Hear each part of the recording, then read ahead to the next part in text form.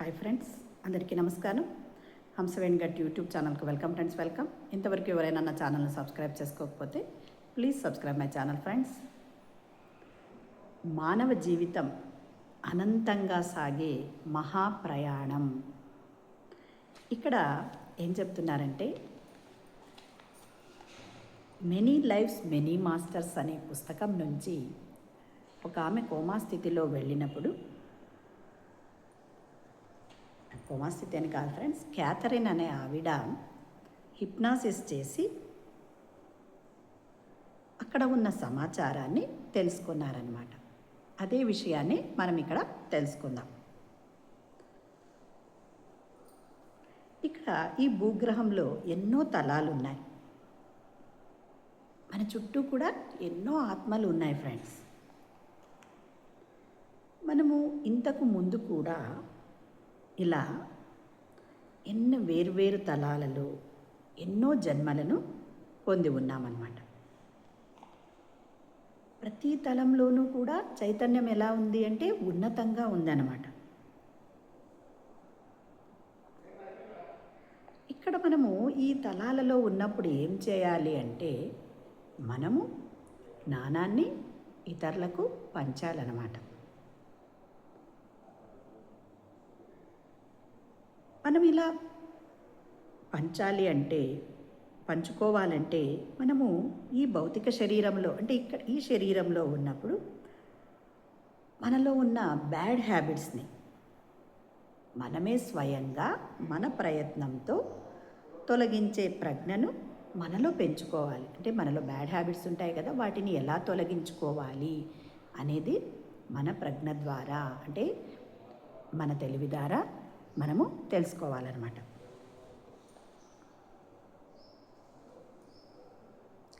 అంటే ఆ హ్యాబిట్స్ని మనం తొలగించుకోవడానికి కావలసిన ప్రజ్ఞ మనలో పెరిగేంత వరకు ఇలా జన్మలు కొనసాగుతూ ఉంటాయి. అంటే ఎన్నో బ్యాడ్ హ్యాబిట్స్ ఉంటాయి కదా ఫ్రెండ్స్, కోపం, ప్రతీకారం, పగ, ఇవన్నిటినీ తొలగించుకొని మనము ఆ మహా చైతన్యం అయినప్పుడు, అంటే ఆ మహా చైతన్యంలో లీనం అవ్వాలి. అది ఇక్కడి ఈ భూగ్రహం మీద వచ్చి ఇలాంటి తలాలలో పుట్టి మనము ఎంతో పాఠాలను నేర్చుకుంటూ ఉన్నాము.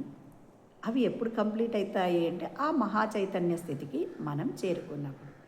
అంటే ఈ భూమి మీద మనం ఏం చేయాలి అంటే, ఇలా మనలో ఉన్న వాటిని మన తెలివి ద్వారా మనమే తొలగించుకోవాలి. అంతవరకు ఎన్నో జన్మలను తీసుకుంటూ వస్తూ ఉంటామన్నమాట.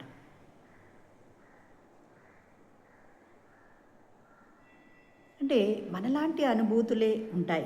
మనం అటువంటి వాళ్ళ దగ్గర ఉంటే మనం ఏమీ నేర్చుకోలేము అనేది మనం గుర్తించాలి.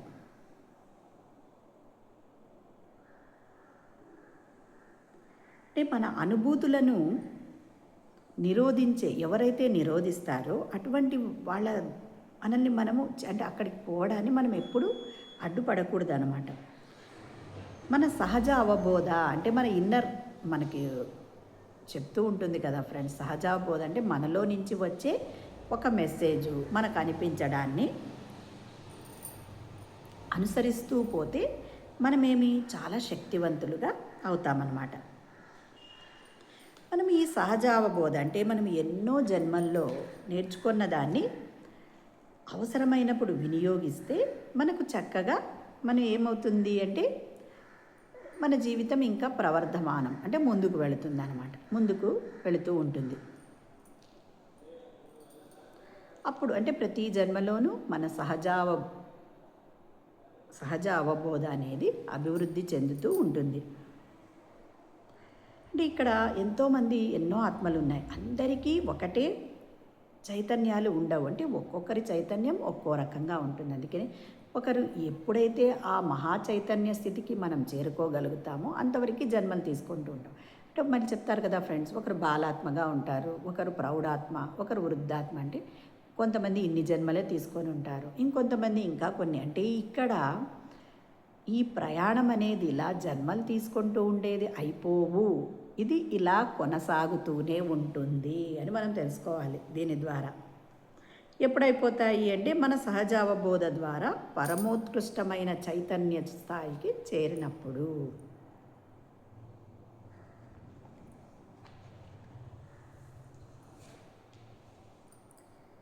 చూడండి ఫ్రెండ్స్, ఒక్కోసారి కోమా అంటే శరీరం యొక్క దీర్ఘ అంటే చైతన్యం లేని స్థితిలో స్తబ్దంగా ఉంటారు. వాళ్ళు ఏమవుతారంటే కొంతమంది ఉన్నత చైతన్యంలోకి ప్రవేశించడానికి సిద్ధంగా ఉండరు, అంటే అక్కడికి వెళదాము అని. అప్పుడు ఆ స్థితిలోకి అంటే కోమాలోకి వెళ్ళాలా వద్దా అన్న నిర్ణయం తీసుకునేంత వరకు వాళ్ళు ఏం చేస్తున్నారంటే ప్రస్తుత జన్మలో నేర్చుకున్నది ఏది లేదని వాళ్ళు తెలుసుకునేంత వరకు ఆ నిర్ణయం తీసుకోరు. అంటే ఇక్కడ పుట్టాము, ఇక్కడ ఇంకా నేను నేర్చుకునేది ఏమీ లేదు అనేంతవరకు ఆ కోమా స్థితిలోకి కూడా వాళ్ళు వెళ్ళరు అని చెప్తున్నారు.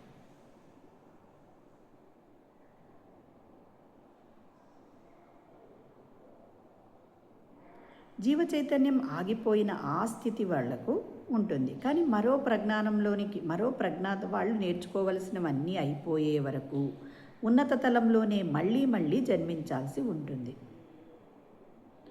అంటే మరి జీవ చైతన్యం అంటే మనము చనిపోయిన తర్వాత కొంత విరామ స్థితి అనేది ఉంటుంది. కానీ మనము ఇంకో ప్రజ్ఞాతలంలో అంటే మళ్ళీ ఇంకొక తలంలో మనము పుడుతూ ఉంటాము. అక్కడ మనం నేర్చుకోవాల్సింది అయిపోయే వరకు అలా మనము ఆ ఉన్నత తలంలోనే కూడా జన్మలు తీసుకోవాల్సి ఉంటుందన్నమాట. అంటే మళ్ళీ జన్మలు తీసుకుంటూ అలా సుదీర్ఘ కోమా స్థితిలోకి ఉంటారన్నమాట. ఇంకా అయిపోయింది నేర్చుకోవడం అన్న మరుక్షణం ఏమైపోతుంది, ఆధ్యాత్మిక మార్గంలోనికి ప్రవేశిస్తాం. అక్కడ మనకి ఇష్టం వచ్చిన ప్రజ్ఞాతలంలోకి వెళ్ళిపోవచ్చు అన్నమాట. అక్కడ ఏ మందులు వాళ్ళని ఆపవు. అందుకే చాలామంది ఎలా ఉంటారంటే కోమా స్టేజ్లో ఉన్నవాళ్ళు తమ శరీరంలో నుంచి వేరైపోయి కొంత ఎత్తులో తేలుతూ కింద అవన్నీ జరుగుతూ ఉన్నవన్నీ గమనిస్తూ, అంటే ఇంకా మన శరీరం ఇంకా పునరుజ్జీవనం అంటే ఇది కోమాలోకి వెళ్ళింది కదా, అలా తెస్తూ ఉన్నదాన్ని వాళ్ళు గమనిస్తూ ఉంటారనమాట. అక్కడ వాళ్ళకి ఒక మహాకాంతి ప్రకాశం కానీ ఒక మహాత్ముడి స్వరూపం కానీ కనిపిస్తూ ఉంటుంది. కొంతమందికి ఏమో కాంతి సొరంగం కాంతి ఉంటుంది, అందులో కనిపిస్తాడు ఒక మహనీయుడు కానీ లేదా ఒక వెలుగు కానీ కనిపించవచ్చు. అక్కడ వాళ్ళు కోమాలో ఉన్నా కూడా అప్పుడు వాళ్ళకి ఎటువంటి నొప్పి బాధ ఉండవు ఫ్రెండ్స్. కానీ అక్కడ ఉన్న ఆ శరీరంలో ఉన్న అతను అక్కడ అనుకుంటాడు కదా ఆత్మలో, ఇంకా నాకు ఇక్కడ కర్మలు అంటే ఈ భూమి మీద నేను ఇంకా చేయాల్సిన పనులు ఉన్నాయి అని అనుకున్నాడు అనుకోండి, అప్పుడు ఆ శరీరంలోకి వచ్చేస్తాడు. అప్పుడు నొప్పి బాధ అనేవి అతనికి తెలుస్తాయన్నమాట, అనుభవిస్తారు.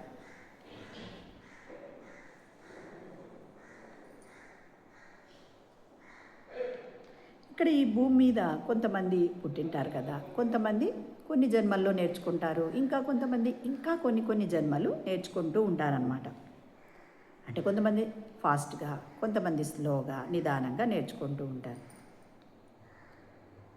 ఇక్కడ దాన గుణము, ప్రేమ గుణము, స్నేహ గుణము, నమ్మకము మరి విశ్వాసము ప్రతి ఒక్కరూ పరిపూర్ణంగా నేర్చుకోవాల్సింది. ఆ పగ, ప్రతీకారము, అహంకారము, ఇగో నేను ఏదైనా చేయగలను, నేను వాళ్ళ ఆస్తి తీసుకోగలను, ఇలా ఎంతోమంది ఎన్నో రకాలుగా ఇతరులని హింసిస్తూ ఉంటారు.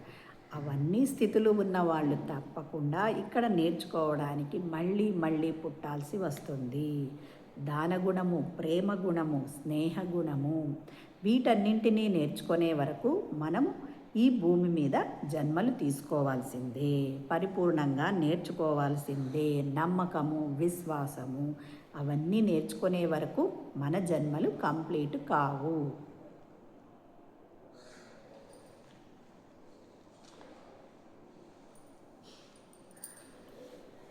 ఈ జీవితం అనేది అనంతంగా సాగుతూ ఉంటుంది. చావు పుట్టుకలు అనేవి మనం ఉన్నాయనుకుంటున్నాం, కానీ అసలుగా అక్కడ ఏదీ లేదు. మనము ఎప్పుడూ చరిస్తూ ఉన్నాం. అది అర్థం చేసుకోక చనిపోయారు చనిపోయారు చనిపోయారు అని బాధపడుతూ ఉంటాం. వాళ్ళు చనిపోయిన వాళ్ళందరూ కూడా మన చుట్టూ ఉన్నారు అనే విషయాన్ని మనం తెలుసుకుంటే అప్పుడు మనం చాలా సంతోషంగా హ్యాపీగా ఉండగలుగుతామన్నమాట. నిజానికి ఆత్మస్థితిలో ఉండడమే మానవుని యొక్క సహజ స్థితి. అంటే ఆత్మస్థితిలో లేం మనం. నేను ఒక శరీరము అని జీవిస్తున్నాం. నేను ఒక ఆత్మ, నాకు చావు లేదు, పుట్టుక లేదు. ఏది కావాలనుకుంటున్నావు ఫ్రెండ్స్? చనిపోయేటప్పుడు ఏదైనా తీసుకొని వెళ్తున్నావా? ఏం చేసుకుంటావు ఆస్తి? నువ్వు ఎంత ఉన్నా తినగలిగేది కొంచెమే కదా ఫ్రెండ్స్, అంతకన్నా ఎక్కువ తినలేవు కదా. ఎంత ఎంతో కట్టుకొని పోతున్నావు, ఏదైనా కట్టుకొని తీసుకొని పోతున్నావు ఫ్రెండ్స్, ఎంతో డబ్బు. అందుకనే అలెగ్జాండర్ మనకి ఏం చెప్పాడో తెలుసా? ఇలా చేతులు పెట్టి, అంటే నేను ఏమి తీసుకొని పోలేకపోతున్నాను అని మదర్కు చెప్పడానికి అతను అలా చేతులు, ఎంత సంపాదించాడు, ఈ ప్రపంచాన్నంతా ఓడించాడు, ఏదైనా తీసుకొని పోయాడా? ఏమీ లేదు అని మనం తెలుసుకోవాలి. ఇది అర్థం కావడానికి చాలా సమయం పడుతుంది ఫ్రెండ్స్. మరి ఆత్మ ప్రపంచంలో ఉన్న మీ శక్తులన్నీ ఎప్పుడైతే పునరుజ్జీవింపబడతాయో అంటో అన్నీ తెలుసుకొని మనం నేర్చుకుంటామో అప్పుడు మన ఆత్మజ్ఞానంతో మనము పరిపుష్టులము అవుతామన్నమాట. మనలో ఉండే కోపాలు, ప్రతీకార వాంఛలు అన్నీ మన నుంచి అదృశ్యమైపోతాయి. మనం ఎప్పుడైతే చక్కగా అన్నీ నేర్చుకుంటామో అప్పుడు మనము ఆత్మస్థితిలో హాయిగా జీవించగలము. అప్పుడు బంధాలుగా మనకు ఏవీ ఉండవు అని చెప్తున్నారు. అందుకని ఈ ఆత్మ అంటే ఈ జీవన ప్రయాణం అనేది అలా అనంతంగా కొనసాగుతూ ఉంటుంది. నేను ఒక ఆత్మ, నాకు చావు లేదు, పుట్టుక లేదు, నేను ఎప్పుడు చరిస్తూ ఉంటాను. ఇవన్నీ తెలుసుకోవాల్సిందే ఆత్మజ్ఞానం ఫ్రెండ్స్. అంతేగాని నేను ఈ భూమి మీదకి వచ్చి నేను ఇతరుల ఆస్తులు వేసుకొని పోతే ఏం తీసుకొని పోతావు ఫ్రెండ్స్? ఏమీ తీసుకొని పోవు. నువ్వు నేర్చుకోవాల్సింది ఎంత? ప్రేమ, సహనము, విశ్వాసము, ఇవి ఉండాలి. మనము ఇతరులకు సేవ చేయడానికి ఈ భూమి మీద జన్మించాము అనేది విషయాన్ని మనం తెలుసుకుంటే ఇంకేది అవసరం లేదు ఫ్రెండ్స్. Thank you. మరి చక్కగా మరి ధ్యానం ఎలా చేయాలి అంటే సుఖస్థిరాసనంలో కూర్చోవాలి ఫ్రెండ్స్. మరి పైన కూర్చున్న వాళ్ళైతే కాళ్ళు రెండు క్రాస్ చేసుకోండి, వేళ్ళలో వేళ్ళు పెట్టుకోండి, కళ్ళు రెండు సుతారంగా మూసుకోండి. మన సహజమైన శ్వాసను గమనించడమే ధ్యానం ఫ్రెండ్స్. Thank you.